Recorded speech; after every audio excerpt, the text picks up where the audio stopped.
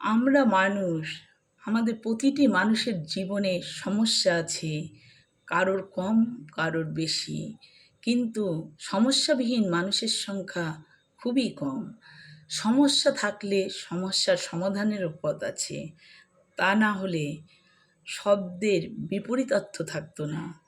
আমার কণ্ঠে শোনো শব্দের বিপরীত অর্থ।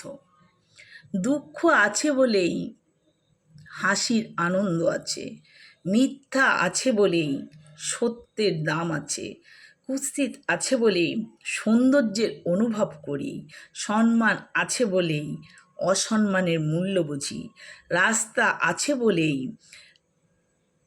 আমরা পথ চলতে পারি, আকাশ আছে বলেই চাঁদের সৌন্দর্যের আলো অনুভব করতে পারি, ব্যক্তিত্ব আছে বলেই অপমানের মূল্য বুঝি, অবহেলা আছে বলেই গুরুত্ব দেওয়ার মূল্য বুঝি, রাগ আছে বলেই শান্ত মানুষকে চিনতে পারি,